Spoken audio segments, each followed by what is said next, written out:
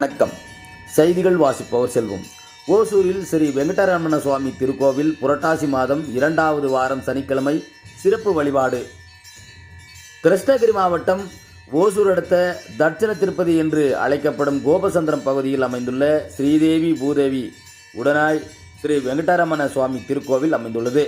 இந்த திருக்கோவிலில் புரட்டாசி மாதம் 2ஆம் சனிக்கிழமை சிறப்பு வழிபாடுகள் விமர்சையாக நடைபெற்றது. முன்னதாக திருக்கோவிலில் மூலவர் பெருமாளுக்கு சிறப்பு அபிஷேகங்கள் மற்றும் அலங்காரங்கள் நடைபெற்று மங்களார்த்தி தீப ஆர்த்தனைகள் நடைபெற்றன.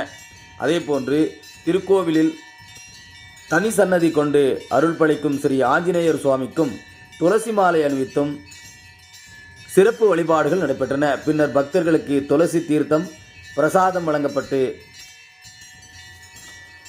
சாடாசிரி சேவையும் நடைபெற்றது.